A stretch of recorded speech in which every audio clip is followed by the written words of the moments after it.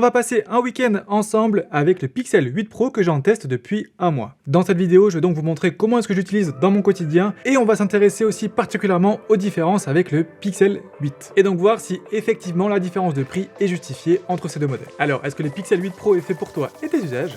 C'est ce qu'on va voir ensemble.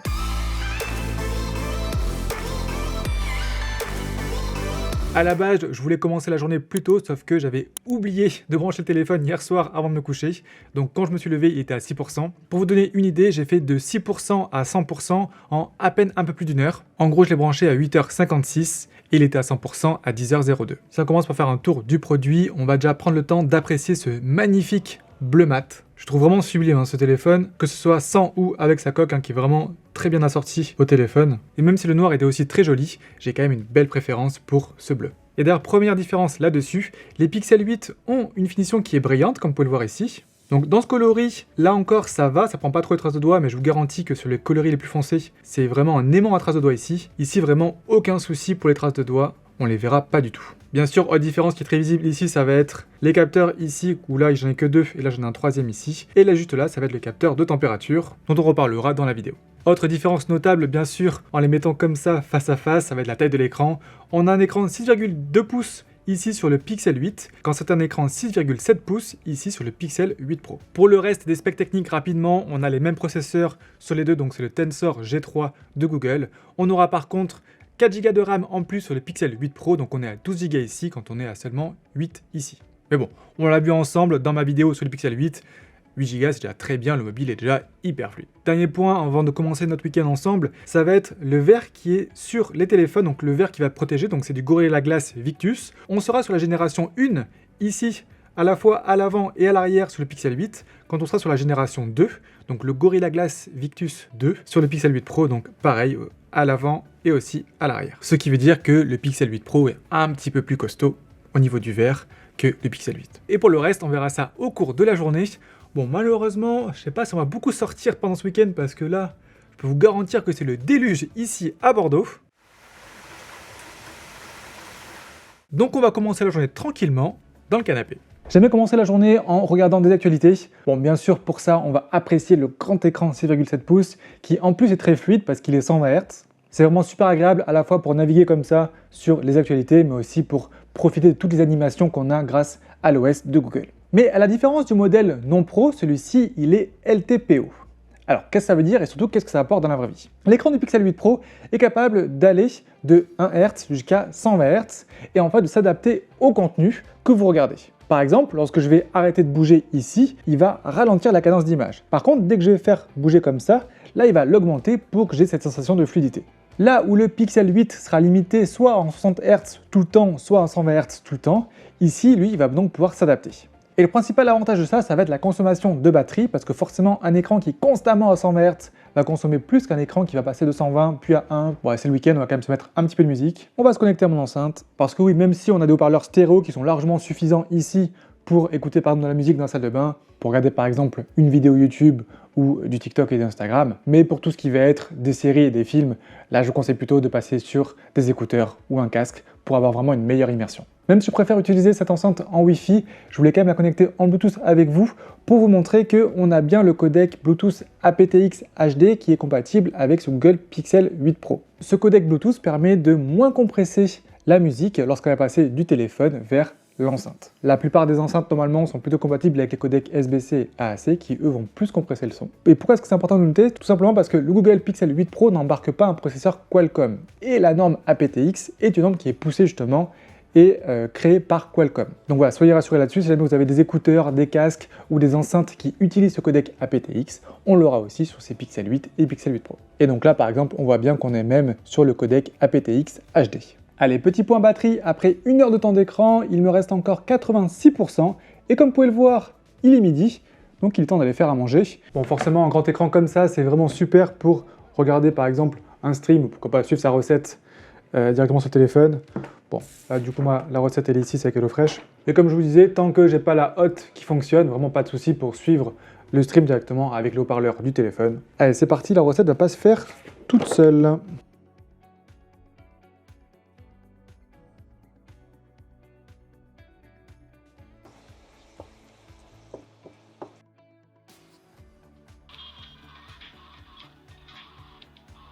Allez, petit point batterie, après 51 minutes de jeu sur GTA, 42 minutes sur Twitch, donc vraiment des usages qui sont assez gourmands, donc je totalise là maintenant 2h44 de temps d'écran, et il me reste 59% de batterie. Donc je suis pas encore à la moitié, mais on y arrive. L'expérience en jeu vidéo est vraiment très bien. Le Tensor G3 s'en sort vraiment très bien, il n'y a pas de souci là-dessus. Le téléphone ne chauffe pas plus que ça, donc ça c'est très bien aussi. Comme vous avez pu le voir, j'ai pas non plus eu une énorme perte de batterie.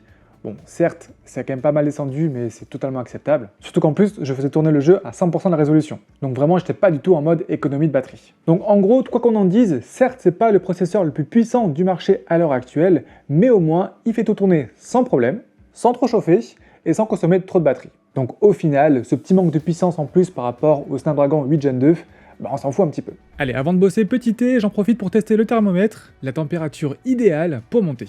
Pour prendre la température, il suffit de mettre le téléphone à environ 5 cm, juste au-dessus de ma casserole. Dans ce cas-là, la température idéale, c'est 75 degrés. Voilà, c'est bon. Bon, pour la partie boulot, c'est pas non plus ultra différent de ce qu'on a sur le Pixel 8, simplement parce que le Pixel 8 suffisait déjà largement, donc là, on aura les mêmes fonctions, le filtre d'appel qui est toujours aussi bien, que je prends toujours autant plaisir à activer dès qu'il y a un numéro que je connais pas. Et généralement, c'est des démarcheurs par téléphone. La partie appel, toujours aussi bien aussi, on m'entend bien et j'entends bien. Le mobile n'est pas double SIM physique. Donc on est double SIM, mais seulement avec une SIM physique et une eSIM. Ou alors, on pourra aussi mettre deux eSIM. Le clavier, toujours aussi bien, surtout sur un écran aussi grand. J'ai aussi un très bon retour haptique, donc c'est très bien pour taper du texte. Et enfin, pour la partie appel, j'ai toujours la fonction qui est très sympa, qui permet de pouvoir atténuer tous les bruits qu'il y a aux alentours de moi pour que mon interlocuteur m'entende beaucoup mieux. Si vous cherchez un bon téléphone avec un grand écran, du coup, c'est un super téléphone, il n'y a pas de souci là-dessus. Petit point batterie, à 18h45 avant de partir, j'ai encore 49% de batterie, et tout ça pour un temps d'écran de un peu plus de 3 heures. Allez, je lance mon itinéraire SteamMapper et il est temps d'y aller. Direction l'Arkea Arena de Bordeaux pour le spectacle de Maxime Gasteuil. J'en profite pour tester la stabilisation de nuit. Et comme vous pouvez le voir, c'est assez bluffant la stabilité en marchant. Même avec de grosses valeurs de zoom. Bon là, à x5, on sent qu'il lutte un peu et que ça fait des à-coups. À l'intérieur, c'est toujours aussi bon. En plus, c'est un contexte qui est très difficile, car il y a des zones de forte lumière et des zones très sombres. Malgré ça, il arrive quand même à bien exposer la scène. Autre élément qui m'a beaucoup surpris, c'est la prise de son, malgré le haut volume d'une salle de concert. Voici un extrait de la première partie du spectacle.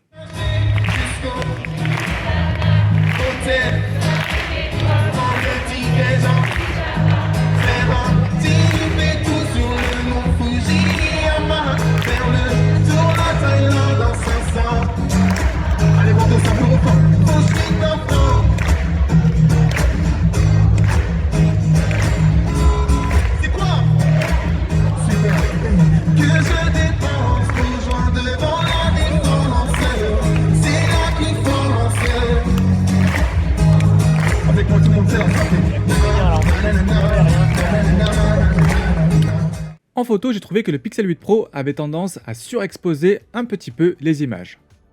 Pour avoir de meilleurs résultats, j'ai dû baisser la luminosité manuellement. Et clairement, dans ce genre de contexte, c'est un bonheur d'avoir le x5 optique. Surtout que ça reste très propre jusqu'à x10. À x30 par contre, bonjour la bouillie de pixels. En rentrant, il me reste 33% de batterie pour 3h27 de temps d'écran. Comme toujours dans la salle de concert, ça captait très mal. Ceci explique donc le petit surplus de consommation. Allez, au dodo parce que demain, c'est une grosse journée. Bon allez, ce matin, grosse étape dans ma préparation pour le semi-marathon de Bordeaux qui, dans un mois, je cours les 10 km des quais de Bordeaux. Et malheureusement, je ne pourrais pas courir avec le Pixel 8 Pro tout simplement parce qu'il ne rentre pas dans la poche arrière de mon short de course. En gros, j'ai une poche dorsale ici et malheureusement, le téléphone est trop grand, il ne va pas rentrer. Donc c'est pour ça que je vais courir plutôt avec le Pixel 8, qui lui rentre sans souci. Hop. Je vais donc le confier à ma compagne pour qu'elle me filme avec. Allez, la course est dans moins d'une heure, il faut qu'on y aille. Bon, le temps c'est toujours pas ça, je sens qu'on va être mouillé. Mais c'est pas grave, le Pixel 8 Pro est IP68. Donc vraiment aucun souci, il résistera à la pluie. Allez, c'est parti, mon objectif c'est de faire moins de 55 minutes. La stabilisation fonctionne toujours aussi bien, même en trottinant. Là par contre, elle a voulu me suivre en courant sur des pavés, et du coup, pas de miracle, ça bouge. Il aurait peut-être fallu activer le mode stabilisation en mouvement, mais malheureusement ça nous fait perdre la 4K. Et c'est l'arrivée avec un beau 54 minutes 02, objectif atteint pour ma part. Pas de grosses averses pendant la course, je m'en sors bien, mais 5 minutes après l'arrivée...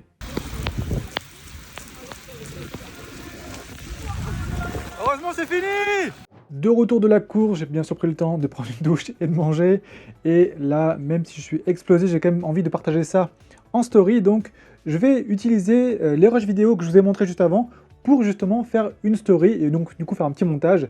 Et ça, bien sûr, je vais le faire directement sur le Pixel et je vais utiliser l'application CapCut. Si vous voulez monter vos TikTok ou vos Reels Instagram avec CapCut sur un téléphone, celui-ci est largement assez puissant, même si on ajoute du sous-titre, même si on ajoute des effets après par-dessus, ça ralentit pas du tout et ça exporte vraiment super vite. Allez, un petit exemple, donc mon export du coup d'une vidéo de 27 secondes, je le fais en hop, et voilà, c'est déjà fait. Donc voilà, c'est vraiment largement assez rapide et ça ira très bien à tous les créateurs de contenu. D'ailleurs, si on doit pousser un petit peu plus loin, l'aspect justement création de contenu, c'est vraiment un téléphone que je peux que vous recommander. Déjà, vous l'avez vu que de jour comme de nuit, c'est déjà très bien. Et en plus de ça, Google va apporter dans une future mise à jour le mode Vidéo Boost, qui est censé vraiment améliorer toutes nos vidéos grâce à l'intelligence artificielle et un traitement qui est fait directement sur les serveurs de Google. Ce ne sera pas automatique sur le téléphone, il faudra uploader la vidéo sur Google Photos pour qu'après elle soit retraitée. Et surtout, chose qu'on oublie très souvent lorsqu'on parle de vidéo, ça va être la qualité de l'audio. Et comme vous l'avez vu pendant le concert, c'est assez bluffant à quel point j'ai des bons micros là-dessus. Et surtout après, je vais pouvoir retraiter le son grâce à la gomme magique audio. Par exemple, moi sur des vidéos de test d'écouteurs, je les fais directement au Pixel maintenant. Et ce qui fait que quand je parle dehors, en fait, je vais pouvoir supprimer tous les bruits des voitures, les bruits du vent, pour ne garder que ma voix. Et ça, c'est juste trop bien. Et donc pour moi, qui teste souvent des produits, c'est trop bien. Vous avez remarqué aussi en plus, on m'entend très bien là. Parce qu'on peut regarder une vidéo avec une qualité vidéo un peu bof, mais un très bon son. Par contre, je vous garantis que même si vous avez la plus belle image du monde, si vous avez un son pourri, la personne ne regardera pas longtemps votre vidéo. D'ailleurs, si je ne vous l'ai pas déjà vu, je vous encourage vraiment à aller la voir. J'ai tourné toute ma vidéo du Pixel 8 avec justement ce Pixel 8 Pro. Voilà, la vidéo, ça a longtemps été un point faible sur les pixels. Maintenant, ça ne l'est plus du tout. Ceci étant dit, il y a un truc qui m'a beaucoup manqué en vidéo, c'est justement un mode pro en vidéo. Parce que autant en photo, on a des réglages en plus, donc on va pouvoir choisir le shutter speed, on va pouvoir choisir les ISO, tout ça. Autant en vidéo, quand j'appuie sur la partie qui est censée me donner plus de réglages juste ici, j'ai pas grand chose. Voilà, j'ai juste l'exposition, la balance des blancs. Bon, ça pour dire qu'en vidéo, c'est vraiment très bien. Juste voilà, j'aimerais bien avoir une petite mise à jour de l'application photo pour avoir aussi des paramètres manuels en vidéo. Pour la partie photo, on va voir ça malheureusement sur l'ordi parce que je peux pas vous amener dehors avec moi pour prendre des photos, tout simplement parce que c'est encore la tempête dehors. Pour rappel, le Pixel 8 Pro est équipé de 3 capteurs photo à l'arrière. On a un ultra grand angle de 48 mégapixels, un grand angle de 50 mégapixels et un téléobjectif x5 de 48 mégapixels. Avoir autant de pixels sur chacun de ces 3 capteurs, c'est très bien pour avoir beaucoup de détails, mais ça va aussi servir à pouvoir zoomer dedans sans perdre trop de qualité. C'est comme ça que le Pixel arrive à nous sortir de très beaux clichés sur toutes les valeurs de zoom entre x0,5 jusqu'à x10. Et même à x30, ça reste correct. On peut donc très bien imaginer prendre une photo de très bonne qualité à x3,5, à x2,5 ou même à x0,9. On a donc de très bons résultats avec le x1, mais le Pixel 8 Pro se distingue particulièrement sur son x0,5 et son x5. Car on va avoir des détails même sur les bords de l'image. Et pour les amoureux de gros plans, dont des photos de plats au restaurant, vous serez ravis de voir qu'on a un beau flou d'arrière-plan qui est naturel, et ça c'est avec le x1. Et enfin, avec toute l'IA embarquée, on peut même mentir sur la couleur du ciel. Là par exemple, le Pixel m'a généré plusieurs ciels différents. On peut faire la même chose avec de l'eau. Là par exemple, ça m'a vraiment changé l'eau du fleuve, et même les deux en même temps. Bon là clairement, on commence à sentir que c'est du faux, mais bon, vous avez compris l'idée, et le résultat est quand même bluffant. Devinez qui s'est écroulé et a oublié de finir la vidéo. C'est moi. Je voulais juste avant de conclure faire justement un petit point sur l'autonomie et notamment la comparer avec mon utilisation du Pixel 8 ici. On a bien deux mobiles avec une autonomie qui est correcte mais pas non plus exceptionnelle. En fait, dans un cas comme dans l'autre, pour mes usages à moi, j'ai pas vu de grosse différence d'autonomie avec le Pixel 8 Pro par rapport au petit Pixel 8. Ce qui est dommage parce que la batterie est quand même plus grosse sur le 8 Pro. Au final, sur ces deux mobiles-là, je peux vraiment faire la journée sans trop de problèmes, mais pas beaucoup plus non plus. J'ai attendu un petit peu avant de vous sortir cette vidéo d'avoir la première mise à jour logicielle, mais malheureusement elle n'a pas apporté d'optimisation de batterie plus que ça. En gros, j'arrive à faire du 5-6 heures de temps d'écran sans trop de problème en restant encore au-dessus des 20%, mais voilà, je ferai pas beaucoup plus que ça. Donc c'est vraiment très loin d'être catastrophique niveau autonomie, et je pense que ce sera mieux d'ailleurs dans les semaines et mois à venir. Et donc pour conclure, est-ce que le Pixel 8 Pro est fait pour toi. Il sera vraiment parfait pour toi si tu cherches la meilleure expérience sur Android.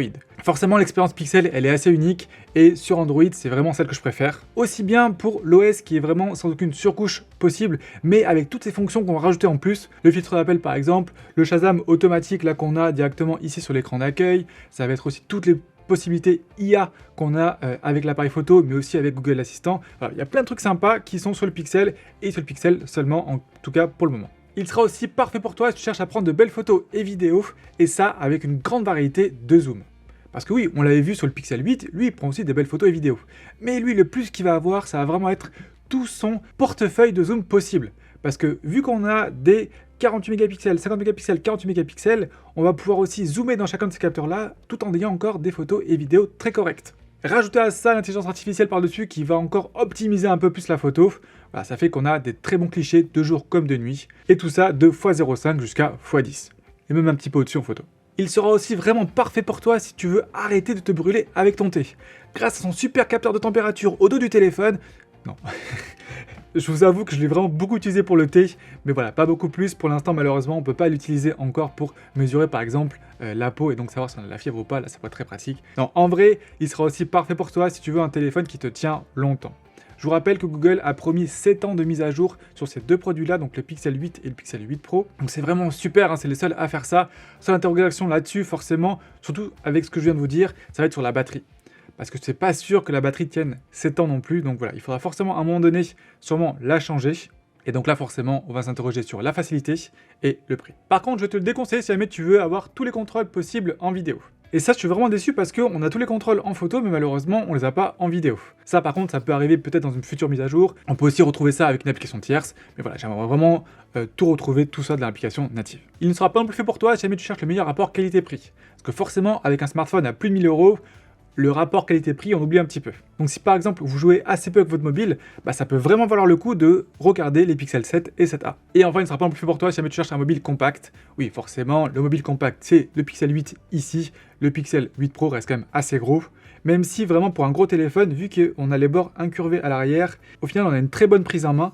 Ça fait pas vraiment gros téléphone dans la main. Surtout que le poids en plus est assez bien équilibré sur ce téléphone. Au final, on a un smartphone qui est excellent sur à peu près tout ce qu'on attend d'un téléphone. Du divertissement, de la productivité, de la photo vidéo, du jeu vidéo et tout ça. À 1100 €, c'est encore un petit peu cher. Le pack de précommande avec la montre était vraiment très sympa. Donc voilà, peut-être attendez qu'il descende en dessous des 1000 €. Et là, vous pouvez foncer. Si jamais vous avez encore des questions, n'hésitez pas à les poser en commentaire. J'y répondrai avec grand plaisir. Pensez à mettre un petit pouce vers le haut si la vidéo vous a plu et vous a aidé. Ça motive vraiment. Je vous prépare un petit comparatif photo d'ailleurs entre ce Pixel 8 Pro et mon iPhone 15 Pro Max. Mais aussi un comparatif entre le Pixel 8 et le S23. Et ça s'annonce vraiment hyper intéressant. Donc bien sûr, pour ne pas rater ces vidéos-là, pensez à vous abonner. Et nous, on se retrouve très vite en live ou en vidéo.